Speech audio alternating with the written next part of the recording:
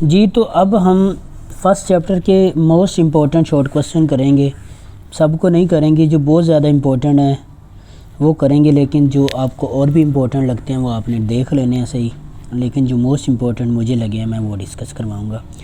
Right in the standard form, हमें ये भी पता है स्टैंडर्ड या जनरल फॉर्म क्वाड्रेटिक इक्वेशन की क्या होती है, वो अभी हम पढ़ के आए हैं कि जनरल फॉर्म होती है ax² plus bx plus c is equal to 0। तो ये जो हमारे पास क्वेश्चन है हमने इसको इस फॉर्म में लिखना है।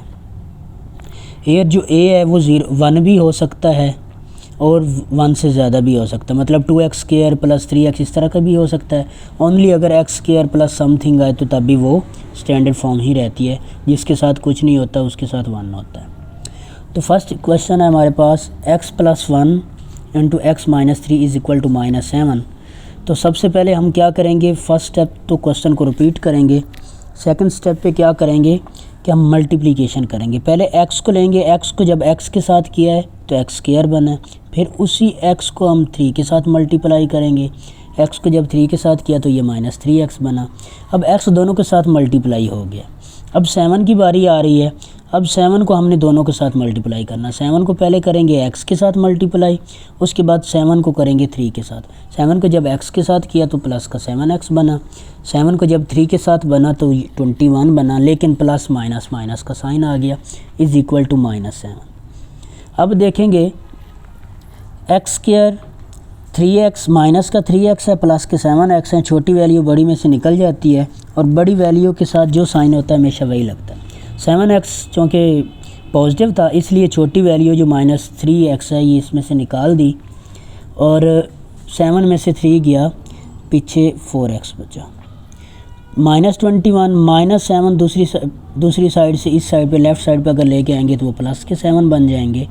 लास्ट स्टेप अगर देखेंगे तो x² प्लस 4x 21 में से 7 को निकालेंगे तो -14 वो किस तरह आएंगे कि बड़ी में से छोटी वैल्यू को हमने निकाला, 21 में से 7 को निकाला तो 14 बना। अब 21 बड़ी वैल्यू, इसके साथ माइनस का साइन है तो हमने माइनस का साइन लगाया। क्वेश्चन नंबर 2 है हमारे पास x² plus 4 divide by 3 minus x divide by 7 is equal to 1। Solution में ऑलवेज़ क्या करना है, हमने क्वेश्चन को रिपीट करना है। क्वेश्चन रिपीट किया, उसके बाद जो इसका एलसीएम बन रहा होगा उसके साथ हमने मल्टीप्लाई करना है। इसका एलसीएम आप इस तरह भी ले सकते हैं, एलसीएम 21 लेके तो 7 को क्रॉस मल्टीप्लाई कर दो, 3 को भी क्रॉस मल्टीप्लाई कर दो, इज़ इक्वल टू 1। उसके नेक्स्ट स्टेप पे 21 1 के साथ जाके मल्टीप्लाई हो जाएगा। और दूसरा मेथड जो मैंने किया है वो कुछ इस तरह है कि सबसे पहले जो इसका एलसीएम बन रहा है 21 उसके साथ दोनों साइड पे मल्टीप्लाई कर देना है। अब 21 को हमने x² प्लस 4 डिवाइड बाई 3 के साथ भी मल्टीप्लाई किया और 21 को हमने x डिवाइड बाई 7 के साथ भी मल्टीप्लाई किया, इज़ इक्वल टू हमारे पास 1 था, 1 को भी 21 के साथ मल्टीप्लाई किया। अब देखो कटिंग हो रही है, 3 1 ज़र 3 3 7 ज़र 21 और इधर 7 1 ज़र 7 7 3 ज़र 21 इज़ इक्वल टू 21 को जब 1 के साथ मल्टीप्लाई करेंगे वो 21 ही रहेगा। अब ऊपर हमारे पास बचा है 7 को जब अंदर मल्टीप्लाई करेंगे x² के साथ तो 7x² बनेगा। 7 को जब 4 के साथ मल्टीप्लाई करेंगे तो ये हमारे पास 28 बनेगा। माइनस का साइन वैसा का वैसे ऊपर बन रहा है। 3 को जब x के साथ किया तो ये 3x बन गया। नीचे जाओ कि कुछ भी नहीं बचा, कट गए हैं, इज़ इक्वल टू 21 को 1 के साथ किया तो 21 बना।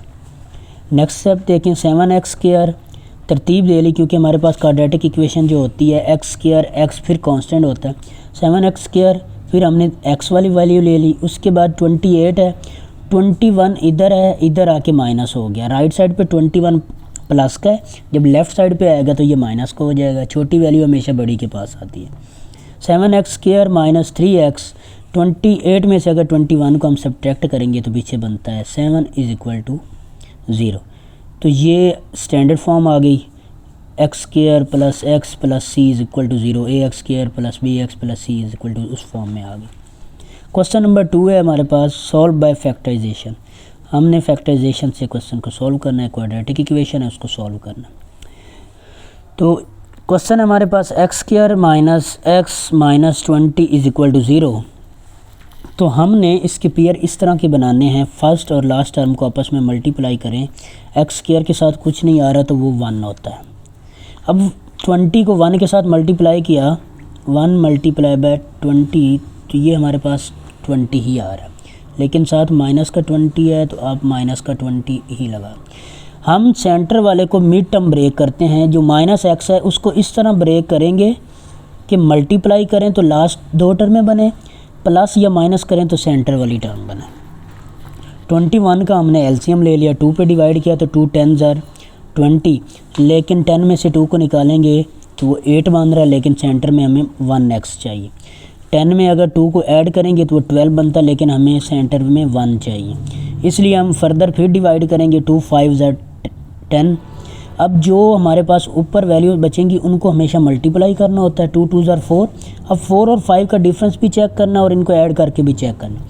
5 में से अगर 4 को निकालेंगे तो वो पीछे हमारे पास 1 बन रहा है, लेकिन अगर इन दोनों को ऐड करेंगे 5 + 4 करेंगे तो वो तो 9 बन रहा है। तो हम क्या करेंगे, 5 और 4 का डिफरेंस लेंगे, तो इस तरह हमें पीछे -x बचता है। देखें, माइनस का 4 इन दोनों को मल्टीप्लाई करके -4x प्लस का 5x लेंगे तो इसमें आंसर क्या आएगा, सॉरी इसमें कुछ मिस्टेक हो गई है जी। तो 5x में से अगर 4x को निकालेंगे तो पीछे हमें x मिल जाएगा, और सेंटर में हमने x ही बनाना है, साइन का हमने ख्याल रखना है। तो वो देखते हैं। अब देखें, x² -5x + 4x - 20 = 0। अब जो बड़ी वैल्यू होगी उनमें से उसके साथ वही साइन लगाना है जो हमें चाहिए होगा। हमें तो सेंटर में -x चाहिए, इसलिए 5 के साथ हमने माइनस ले लिया, 4 के साथ नहीं लिया। तो बड़ी वैल्यू -5x बन गई, उसमें से प्लस का 4x निकालेंगे तो अगेन हमारे पास -x बचेगा, -20 = 0। फर्स्ट 2 में से भी x कॉमन आ रहा है और लास्ट 2 में से 4 कॉमन आ रहा है, ये हम कॉमन लेंगे। इसमें जब x कॉमन लेंगे तो x की पावर 2 थी, एक तो हमने कॉमन ले ली, पीछे एक पावर बच गई। और 5x तो हमने बाहर ले लिया, पीछे सिर्फ 5 बचा, प्लस 4 हमने कॉमन लिया लास्ट टर्म में से। 4 जब कॉमन लिया, 4 तो बाहर आ गया, अंदर बचा x, -4 का टेबल पढ़ना है 20 तक, तो 4 5s are 20 होता है, = हम यहाँ पे लगाएंगे 0। उसके बाद देखें, एक हम ये जो कॉमन टर्म वो लेते हैं, ये सेंटर वाली देखें, ये दोनों सेम टर्म में बन रही हैं, तो इन दोनों में से हम एक ले लेते हैं और एक हम फर्स्ट और मिडल वैल्यू लेते हैं हमेशा सॉल्यूशन सेट के लिए। तो इस तरह ये हमारा क्वेश्चन कंप्लीट होता है। तो सॉल्यूशन सेट के अंदर ये जो x की जो वैल्यू आ रही हैं, आगे कुछ मिस है, एक तो हमारे पास x + 4 वो भी = 0 बन रहा है। यहाँ से अगर हम x की वैल्यू निकालेंगे तो ये प्लस का 4 दूसरी साइड पे जाके माइनस का 4 बन जाएगा। x की एक वैल्यू ये हमें मिल गई, और अगर दूसरी वैल्यू देखेंगे वो हमारे पास बन रही है x - 5, वो भी = 0 है। x = -5 दूसरी साइड पे जाके प्लस का 5 बन जाएगा। इस तरह ये हमारा क्वेश्चन कंप्लीट हुआ। तो इसके नेक्स्ट पार्ट हम आगे करते हैं।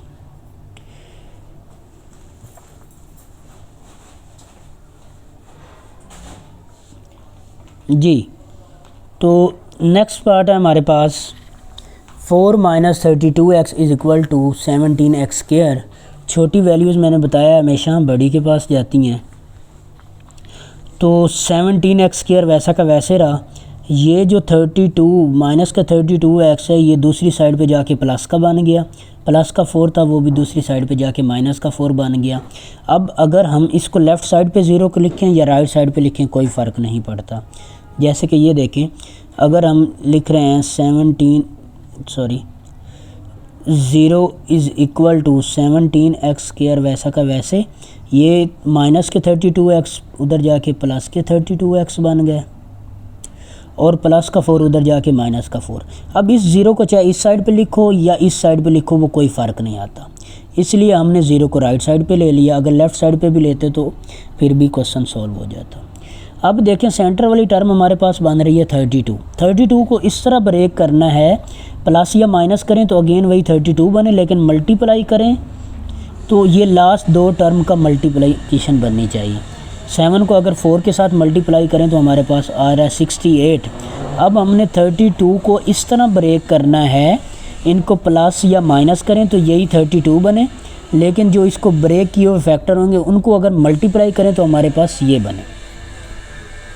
देखते हैं जी। सबसे पहले 17x² 32x को हमने ब्रेक करके लिखा है 34x माइनस 2x। 34 में से अगर 2 को निकालेंगे माइनस किया है तो अगेन हमें 32x मिल रहा है। लेकिन अगर 34 को हम 2 के साथ मल्टीप्लाई करेंगे 32 2 तो 68 भी मिल रहा है, जो कि पहले और आखिरी की मल्टीप्लिकेशन है। फर्स्ट और लास्ट को मल्टीप्लाई जो करेंगे जो आंसर बनेगा, सेंटर वाले को इस तरह ब्रेक करना है कि उनको अगर मल्टीप्लाई करें तो लास्ट 2 का मल्टीपल बने, प्लस या माइनस करें तो ओरिजिनल वही बने। 32 में से हमने 2 को निकाला, 34 में से हमने 2 को निकाला तो 32 बना हमारे पास, और अगर इन दोनों को मल्टीप्लाई किया तो हमें 68 मिल गया। अब फर्स्ट 2 टर्म में से अगेन फिर वही कॉमन लेना है और लास्ट 2 टर्म में से भी कॉमन लेना है।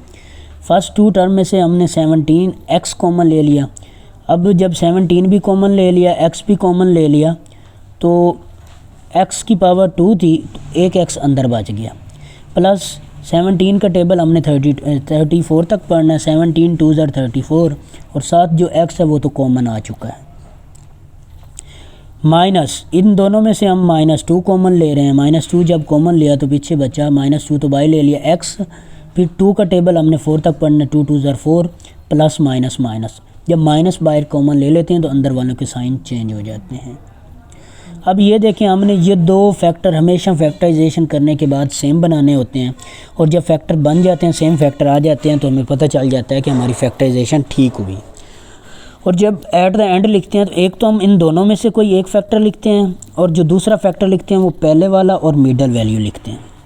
पहले वाली वैल्यू है 17x और मिडल वाली वैल्यू है हमारे पास -2, और जो सेकंड हम लिखेंगे फैक्टर वो लिखेंगे इन दोनों में से एक, जो कि है x + 2 हमने लिख लिया इज़ इक्वल टू 0। अब देखेंगे तो ये दोनों चीज़ें इक्वल टू 0 बन रही हैं। 17x - 2 ये भी इक्वल टू 0 बन रहा है, और जो दूसरा फैक्टर है ये भी x + 2 इज़ इक्वल टू ये भी 0 बन रहा है। अगर 17x - 2 को हम सॉल्व करें, 17x - 2 दूसरी साइड पे जाके प्लस का 2 बन जाएगा। x इज़ इक्वल टू 2, जो 17 है इधर मल्टीप्लाई हो रहा है, उधर जाके डिवाइड हो जाएगा। तो इस तरह हमारे पास x की जो वैल्यू निकलेगी वो है 2/17। तो इसका अगर दूसरे फैक्टर की बात करें तो वो है x + 2, 2 उधर जाके माइनस को हो जाएगा। ये हमारे पास इसका सॉल्यूशन आ गया। नेक्स्ट हमारे पास पार्ट है x² - 11x is equal to 152। ये बहुत ही ज़्यादा इम्पोर्टेंट क्वेश्चन है, ये आप ऊपर निशान भी लगा सकते हैं कि ये मोस्ट रिपीटेड है, हर साल ये रिपीट हो जाता है। तो सॉल्यूशन में सबसे पहले तो हमने क्वेश्चन को रिपीट करना है, उसके बाद देखेंगे तो फिर वही बात कि सेंटर वाले को इस तरह ब्रेक करना है कि अगर प्लस या माइनस करें तो फिर वही अगेन आए, और मल्टीप्लाई करें तो लास्ट 2 टर्म का मल्टीपल आए। 152 को x² के साथ कुछ भी नहीं है तो 1 है, तो 152 को 1 के साथ मल्टीप्लाई करेंगे तो वही 152 ही बनता है माइनस का।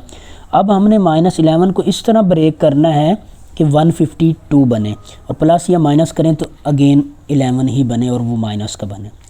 x², और इसका तरीक़ेकार ये है कि जो हम फर्स्ट और लास्ट को मल्टीप्लाई करते हैं उसका एलसीएम लेते जाते हैं, जहाँ पे हमें ये 2 वैल्यू मिल जाएं वहाँ पे हम रोक लेते हैं। जैसे कि पहले हमने किया 2 को 76 के साथ, अब 2 और 76 के दरमियान अगर डिफरेंस चेक करेंगे, 76 में से 2 को निकालेंगे तो 74 बनेगा, लेकिन नहीं, हमें तो 11 चाहिए। फिर नेक्स्ट हम इस तरह एलसीएम लेते जाएंगे, फिर 2 पे किया तो 38 बना। अब जब 38 बना है, 38 और ये 2 2 4, इन दोनों को हमेशा मल्टीप्लाई करके लेते हैं। 38 और 4 का अगर डिफरेंस लेंगे तो ये तो 34 बन जाएगा। अगर 38 में इस 4 को ऐड करेंगे तो ये 42 बन जाएगा, लेकिन हमें तो 11x चाहिए। इसी तरह हम मज़ीद इसको अगेन किया, 2 19 38। अब देखेंगे इस 19 का इनके मल्टीपल के साथ डिफरेंस चेक करेंगे। 2 2 4, 2 8, 8 को जब 19 के साथ देखेंगे, 19 में से 8 निकालेंगे तो हमें 11 मिल रहा है, और 19 को जब 8 के साथ मल्टीप्लाई करेंगे तो हमें 152 ही मिल रहा है। और ये देखें कि जो इनमें से जो बड़ी वैल्यू है, इनको मल्टीप्लाई करने से 8 आंसर आ रहा है, बड़ी वैल्यू हमारे पास 19 है।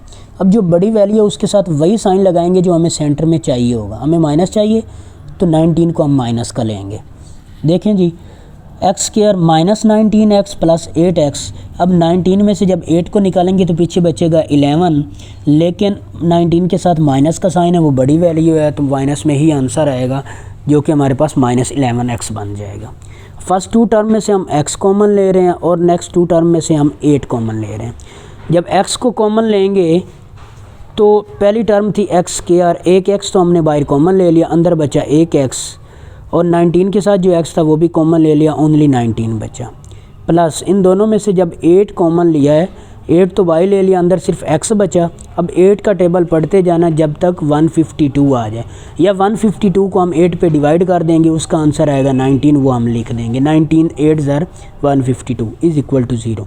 अब देखिए हमारे पास ये जो दो कॉमन फैक्टर बन गए हैं ये सेम है, इस तरह हमें पता चल गया कि हमारी जो फैक्टराइजेशन है ये बिल्कुल ठीक है। तो करते क्या हैं, एक फ़र्स्ट और मिडल वाली वैल्यू लिखते हैं और एक इन दोनों में से लिख लेते हैं। x plus 8 into x minus 19 is equal to 0। Again बताया था मैंने, फिर बता देता हूँ, पहले भी बताया, x plus 8 is equal to 0। इन दोनों, ये दोनों फैक्टर इक्वल टू 0 हो रहे हैं, तो x plus 8 equal to 0, x is equal to plus का 8 दूसरी साइड पे जाएगा तो माइनस 8। एक तो हमारे पास ये सोल्यूशन आ गया, और दूसरा अगर हम देखेंगे x minus 19 is equal to 0, x is equal to minus 9, जब 19 दूसरी साइड पे जाएगा तो प्लस का 19 बनेगा। ये शॉर्ट क्वेश्चन है, इनको चेक करने की ज़रूरत नहीं, लेकिन अगर लॉन्ग क्वेश्चन की बात आए तो उनको हमें चेक करना पड़ेगा। नेक्स्ट देखते हैं जी, ये हमारे पास हो गया। तो इसी तरह हमारे पास एक्सरसाइज 1.1 का अब हमने एक रिव्यू एक्सरसाइज में से क्वेश्चन लेना जो इनके रिलेटेड है, बाकी एक्सरसाइज 1.1 में से और कुछ भी नहीं करना हम। वो देखते हैं जी कौन सा क्वेश्चन है।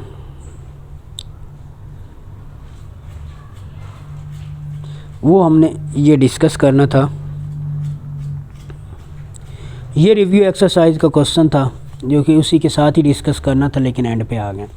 सबसे पहले क्या किया, क्वेश्चन को रिपीट किया, नीचे इसके जो दोनों फैक्टर बन रहे हैं x प्लस 4 और x माइनस 4, उसके साथ हमने इनको मल्टीप्लाई कर दिया। मैंने दोनों मेथड बताए थे, या तो एलसीएम के साथ हम मल्टीप्लाई कर सकते हैं या वैसे ही उसका एलसीएम लिया जा सकता है। इसका एलसीएम क्या आता है, x प्लस 4 और x माइनस 4 दोनों इसके एलसीएम में आते हैं, और हमें यह भी पता है कि x प्लस 4 और x माइनस 4 जब एलसीएम लेंगे तो नीचे तो फार्मूला बन रहा है a plus b a minus b. इस तरह हमने क्या किया, इसको इकट्ठा करके लिख दिया x स्क्वायर माइनस 4 का square a square minus b square. तो मैंने ये इकट्ठा करके लिख दिया नीचे। तो अब देखो, जब इनका एलसीएम ले लिया, ये इधर क्रॉस मल्टीप्लाई हो जाएगा या इधर क्रॉस मल्टीप्लाई होगा, ऊपर दोनों की 1 पावर है। जब x प्लस 4 को 1 के साथ मल्टीप्लाई किया तो x प्लस 4 बना, जब x माइनस 1 को किया तो x माइनस 1 बचा। अब प्लस का 4 और माइनस का 4 आपस में कैंसिल हो गए, ऊपर बन रहा है एक x बन रहा है प्लस दूसरा x बन रहा है, x प्लस x 2x बन गया। नीचे वाली जो भी वैल्यू है वो राइट साइड पे जाके 3 के साथ मल्टीप्लाई हो जाएगी, क्योंकि नीचे डिवाइड है। 3 के साथ जब मल्टीप्लाई करेंगे तो 3 को x स्क्वायर के साथ करेंगे तो 3x स्क्वायर बनेगा। 3 को जब 4 का स्क्वायर बनता है 16, तो 3 को जब 16 से मल्टीप्लाई करेंगे तो वो बनेगा 48। इसी तरह हम इसको अरेंज करेंगे, 3x square minus 48 is equal to, ये छोटी वैल्यू 2x है, दूसरी इज़ इक्वल टू 2x बन रहा था, तो जब दूसरी साइड पे जाएगा तो ये माइनस का 2x इज़ इक्वल टू 0। अब हम इसको तरतीब दे लेंगे, 3x स्क्वायर पहले x वाली वैल्यू लिख लेंगे, माइनस 48 इज़ इक्वल टू 0। तो ये हमारे पास वही स्टैंडर्ड फॉर्म आ गई, ax square plus bx plus c is equal to 0। ये लेक्चर हम एंड करते हैं। नेक्स्ट हम एक्सरसाइज डिस्कस करेंगे जी 1.2।